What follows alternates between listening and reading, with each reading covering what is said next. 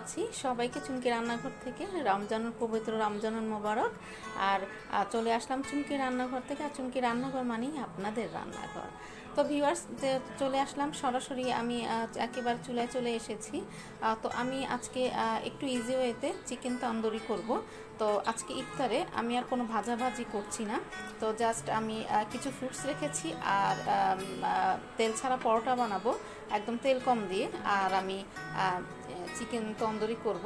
তো এখানে দেখতে পাচ্ছেন আমি এখানে তেল দিয়ে দিয়েছি, সামান্য একটু সর্ষের তেল দিয়ে দিয়েছি। আর আমি যখন চিকেনটা মেখেছিলাম, মেরিনেট করেছিলাম, তখন কিন্তু আমি তার মধ্যেও সর্ষের তেল দিয়ে দিয়েছিলাম। তো আমি একসাথে 3টা মুরগি নিয়েছি। তো আমি এই যে পিসগুলো দিয়ে দিচ্ছি। তো 3টা মুরগির মধ্যে আমি দিয়েছিলাম 2 কাপ পেঁয়াজ একেবারে ব্লেন্ড করা, তারপরে দিয়েছিলাম 1 কাপ আদা বাটা, দিয়েছি আধা কাপ রসুন বাটা, তারপরে দিয়েছি হলো লবণ দিয়েছি, তারপরে দিয়েছি মরিচের গুঁড়া, তারপরে দিয়েছি হলো তন্দুরি মশলা। তো তন্দুরি মশলা এটা আমার নিজের বাসায় করা তন্দুরি মশলা। তো আমি এটা লিঙ্কটা আমি আপনাদেরকে দিয়ে দিব। তো আপনারা চাইলে দেখে নিতে পারেন। তো আসলে এখন যে গরম পড়ছে, তো এখন কিন্তু ভাজাভুজি যত কম খাওয়া যায় ততই কিন্তু ভালো।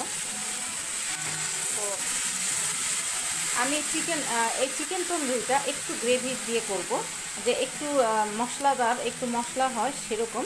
তবে আমি মশলার মধ্যে কিন্তু অনেক বেশি যে ঝাল সেটাও কিন্তু আমি দিচ্ছি না। তো আমি এটা একটু খুবই হেলদিভাবে আমি করার চেষ্টা করছি, যেন সারাদিন রোজা রাখার পর আমরা একটু মানে মানে খুব একটু হেলদিভাবে খেতে পারি। কারণ সারাদিন রোজা রাখার পরে অনেক বেশি ঝাল খাওয়াটাও কিন্তু অনেক মানে খারাপ। তো যার জন্য আমি মনে করলাম যে আজকে একটু এভাবেই করি। তো একটু তাড়াহুড়া হয়ে গিয়েছিল, যার জন্য আপনাদের সাথে আমি মেরিনেট করাটা শেয়ার করতে পারিনি। তো সেটা বলে দিলাম, আর বাকিটা আপনাদের সাথে আমি শেয়ার করছি। তো আমি এটা করে নিচ্ছি। তো এক সাইড যখন হয়ে যাবে তারপর আমি আরেক সাইড উল্টে দিব। এটা কিন্তু আমি এখন একটু উল্টে দিচ্ছি।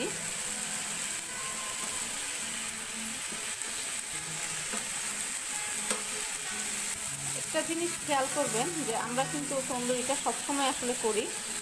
তো আমরা সবাই এটা জানি, তারপরেও করতে গেলে কিছু আসলে মানে না বলে থাকা যায় না। যেরকম এটার ভিতরে কুক হয়েছে কি না একটু ভালো করে কিন্তু সবাই খেয়াল করবেন, ভিতরে যেন কাঁচা না থাকে। কারণ এখন মানে কাঁচা জিনিসটা খুবই কিন্তু রিস্ক। যে ভিতরে যেন আমরা যখন হাড্ডিটা চিবই ওর ভিতরে যেন লাল লাল যে একটা কাঁচা থাকে, সেটা যেন মানে হাড্ডিটা যেন কাঁচা না থাকে, এটা একটু খেয়াল করবেন। তো ভিউয়ার্স, দেখতে পাচ্ছেন আমার চিকেনগুলো কিন্তু কালার চলে এসেছে। তো আমি এই মুহূর্তে এটাকে উঠিয়ে নিব, কারণ আমি এটা আবার যখন আমার এই যে মশলাগুলো আছে, মশলাগুলোর ভিতরে আমি আবার পরে আরেকবার দিব। আর এগুলো কিন্তু ভিতর থেকে খুব ভালো করে কুক হয়ে গিয়েছে। দেখেন ভিতর থেকে কিন্তু কোনো পানি ছাড়ছে না। তো আমি এখন এগুলোকে উঠিয়ে নিচ্ছি। তো ভিউয়ার্স, আমি উঠিয়ে নিয়েছি। তো উঠিয়ে নেওয়ার পরে এই যে এখানে যে মশলাগুলো লেগে থাকে সেগুলোর উপরে কিন্তু আবার দ্বিতীয় ধাপটা দিতে যাবেন না। তো সেটা কিন্তু খুব আস্তে করে উঠিয়ে নেবেন। তো এখন আমি আবার আরেক ধাপ দিয়ে দিচ্ছি।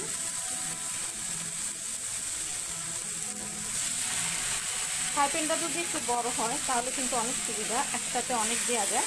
ছোটো হলেও প্রবলেম নেই, তো তখন একটু সময় লাগে আর কি। তো আমি এগুলিও খুব আস্তে আস্তে করে দুপাশ রেডি করে নিব। তো এক পাশ ব্রাউন হওয়া পর্যন্ত আমি আবারও অপেক্ষা করব। তো ভিউয়ার্স, দেখতে পাচ্ছেন এটা কিন্তু আমি এক পাশ উল্টে দিয়েছি। এই যে কালারটা এসেছে, এখন আবার আরেক পাশ ব্রাউন হবে। আর ভিতরের যে কাঁচা ভাব সেটা যেন চলে যায়, সেদিকে একটু খেয়াল রাখতে হবে। তো ভিউয়ার্স, এগুলো আমার হয়ে গিয়েছে। তো আমি এগুলো এখন নামিয়ে নিচ্ছি। তো ভিউয়ার্স, আমি এগুলো যেগুলো হয়ে গিয়েছে আমি এগুলো উঠিয়ে নিচ্ছি। তো ভিউয়ার্স, আমি চিকেনগুলো উঠিয়ে নিয়েছি। তো সেই ফ্রাই প্যানের মধ্যেই আমি চিকেনের যে মশলাগুলো ছিল সেইগুলো আমি দিয়ে দিয়েছি।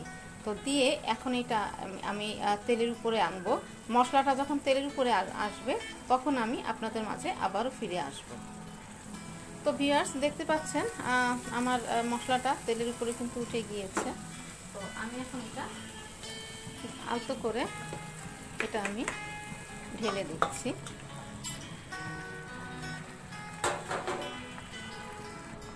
তো ঢেলে দিয়ে খুব হালকা হাতে আমি এটাকে মশলাটা জাস্ট একটু মিশিয়ে নিব।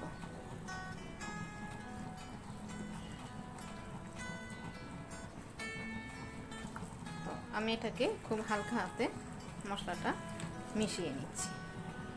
তো এটাকে আমি মোটামুটি মিশিয়ে দিয়েছি। তো ভিউয়ার্স, আমি এখানে একটু কয়লা নিয়ে নিয়েছি। কয়লাটা আমি একটা ফয়েল পেপারের মধ্যে দিয়ে দিয়েছি। তো আমি এখানে একটু সরষের তেল দিয়ে দিব, আপনি চাইলে ঘিও দিতে পারেন। তো এখন আমি সাথে সাথে এটা বন্ধ করে দিব। জাস্ট আমার যে তন্দুরি সেই স্মেলটা আসার জন্য চুলাটাও আমি বন্ধ করে দিচ্ছি। একদম ঠিক 10 থেকে 15 মিনিট পরে আমি ঢাকাটা উঠিয়ে নিব। তো ভিউয়ার্স, আমার কিন্তু চিকেন তন্দুরি কিন্তু একেবারে সিম্পল ওয়েতে অলমোস্ট রেডি। আর একেবারে তন্দুরির একদম স্মেল বের হয়েছে। তো আপনারা যদি বাসায় করেন অবশ্যই পাবেন। তো এখন আমি এটাকে আবার ঢাকা দিয়ে আমি পরোটা বানাতে চলে যাব। তো পরোটা বানিয়ে পরোটা যখন বানাবো তখন আবার আপনাদের সাথে শেয়ার করছি। তো ভিউয়ার্স, আমি যে পরোটার যে ডোটা সেটা আমি খুব ভালো করে মথে নিচ্ছি।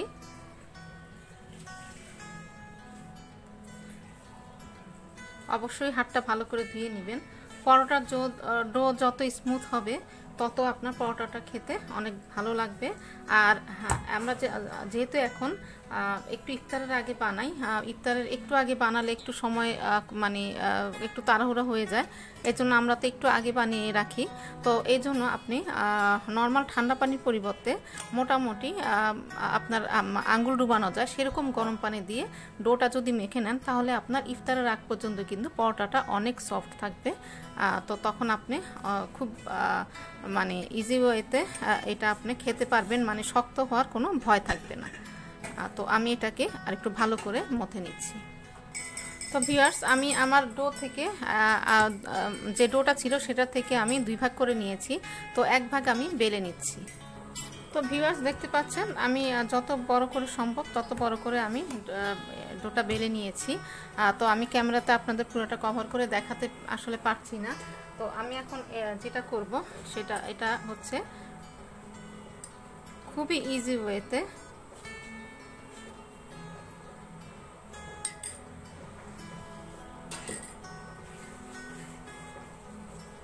আপনার অনেকটা লেয়ার পরোটার মতো। তো লেয়ার পরোটা একেবারে যে আসল যে লেয়ার পরোটাটা সেরকম হবে না, কিন্তু বাট মানে লেয়ার পরোটাটা যেরকম তার চেয়ে একটু কম লেয়ার হবে। তবে খুব একটা খারাপ হয় না, মানে খুব সহজ পদ্ধতিতে কিন্তু এটা ভালোই হয়। তো অনেকটা আমরা খাজা যেরকম বানাই, মানে খাজাটা আমরা যেভাবে করি ঠিক সেরকমই আর কি। তো আমি তেলের উপরে একটু ময়দা দিয়ে নিলাম। তো এখন আমি এটাকে এভাবে করে মুড়ে নিব। খুব টাইট করে কিন্তু এটাকে মুড়তে হবে। এই যে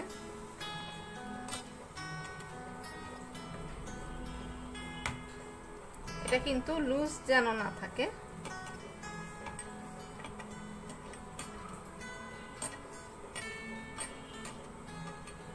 ব্যাস হয়ে গিয়েছে। এবার আপনি এটাকে যেদিকে একটু চওড়া আছে বা যেদিকে একটু চিকন আছে সেটাকে আপনি শেপ করে নেবেন। আমি আমার মতো করে নিয়েছি। তো এখন আমি এটাকে একটু কেটে নিব। তো এখন আমি এটাকে ছুরি দিয়ে জাস্ট আমার যতটুকু আমি চাই ঠিক সেরকম আমি এটাকে কেটে নিচ্ছি।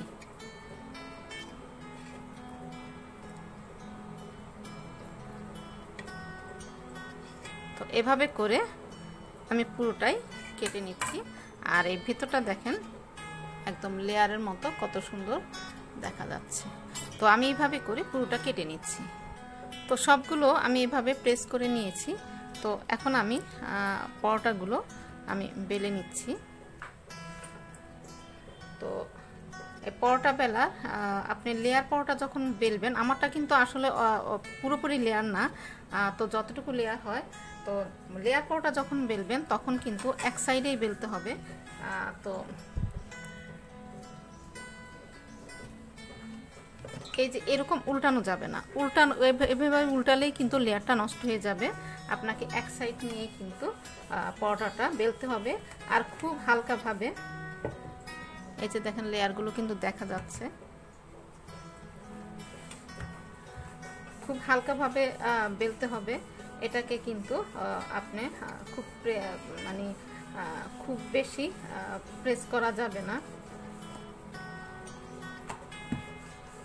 তো আপনি যেরকম পাতলা চান, অনেকে খুব পাতলা পছন্দ করে, কেউ বা মাঝারি, কেউ বা একটু মোটা টাইপের পরোটা পছন্দ করে। তো আপনার মানে যেরকম পছন্দ আপনি ঠিক সেরকম করে নেবেন। তো আমি এরকম একটা একটা বানাবো আর একটা একটা ভাজবো। এটা কিন্তু আরেকটা খুবই ইজি ওয়ে। আপনি একটা চুলার উপরে দিয়ে কিন্তু আরেকটা বানাতে বানাতেই কিন্তু আরেকটা আপনি কমপ্লিট করে চলে আসতে পারেন। তো এই যে আমি পরোটাটা বানালাম, এই যে।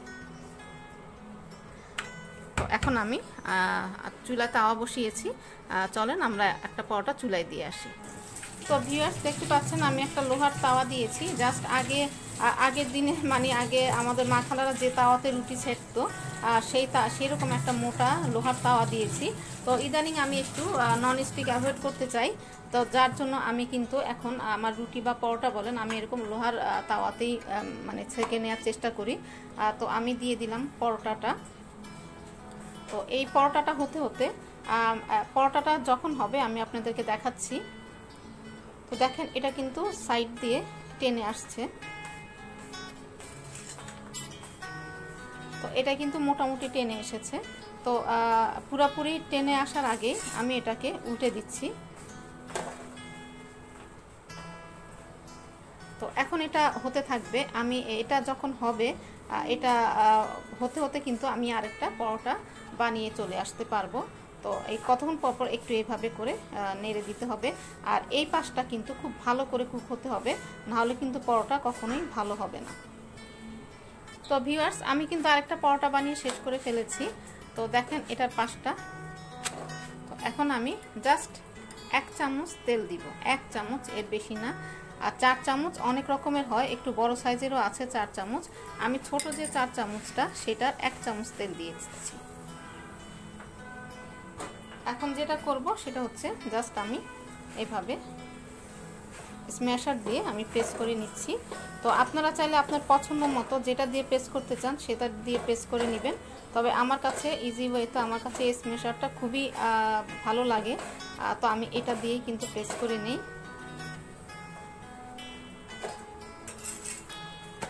তো এই দেখেন পরোটাটা আর অনেক ফুলেও উঠেছে, দেখতে পাচ্ছেন। তো আমার পরোটাটা কিন্তু হয়ে গিয়েছে।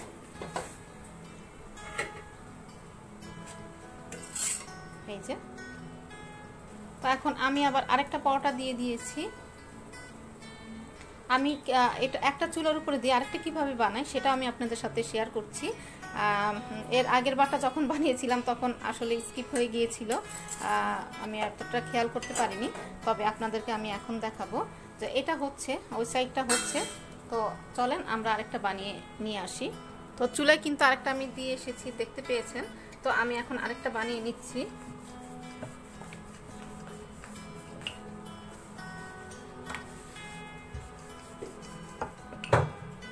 একটু দ্রুত করতে হবে।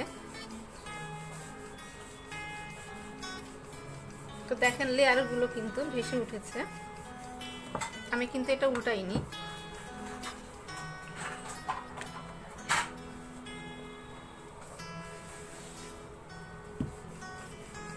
আপনি কিন্তু চাইলে এরকম ইজি ওয়েতে, আমরা অনেক সময় মনে করি যে পরোটা আসলে একবারে বানিয়ে একবারে সেকবো, আর সেটার চেয়ে কিন্তু আমার কাছে এটা খুব ইজি মনে হয়। যে দেখেন আমার পরোটা কিন্তু বানানো হয়ে গেল।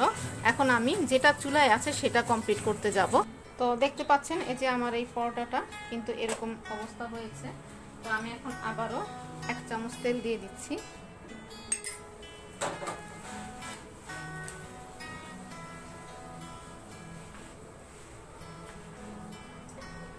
তো এখন আমি আবার স্ম্যাশার দিয়ে এটাকে ঠিক আগের মতোই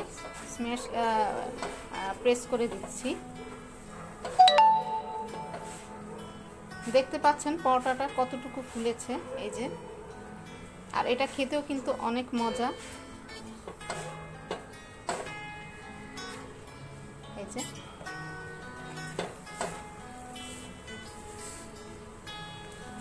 তো এই পরোটাটাও কিন্তু আমার হয়ে গিয়েছে। তো আমি যেভাবে একটা বানিয়েছি, একটা শেখেছি, ঠিক সেভাবে আমি বাকিগুলো বানিয়ে শেখে তারপরে আবার আপনাদের মাঝে আমি ফিরে আসছি। তো ভিউয়ার্স, হয়ে গেল আমার হেলদি ইফতার। একেবারে তেল কম দিয়ে, দেখেছেন তন্দুরিটা করেছি, চিকেন তন্দুরি। তো এই দেখেন, তো এটা করেছি। এখানে আমি 2 পিস দিয়েছি আর এখানে 2টো পরোটা আছে। তো দেখেন এই যে লেয়ারটা কিন্তু এভাবে এমনি উঠে আসছে। আর কত কম তেলে ভেজেছি সেটা দেখতে পেরেছেন। আর কত কম সময়ে ভেজেছি পরোটাগুলো, একটা বানিয়ে একটা শিখেছি। আর এখানে আমি করে নিয়েছি রায়তা। এখানে আছে শসা, পুদিনা পাতা আর চাট মশলা, আর আছে টক দই, আর আছে কাঁচামরিচ। এখানে আমি পেঁয়াজটা ব্যবহার করিনি, কারণ কাঁচা পেঁয়াজটা অনেকে খেতে পারে না। তো ভিউয়ার্স, আশা করি আমার এই রেসিপিটা, আজকের এই সহজ রেসিপিটা আপনাদের ভালো লেগেছে। আর ভালো লেগে থাকলে চুমকি রান্নাঘরের সার্থকতা, আর চুমকি রান্নাঘর মানে তো আপনাদের রান্না। তো ভিউয়ার্স, সবাই ভালো থাকবেন, সবার জন্য দোয়া করবেন। আল্লাহ হাফেজ।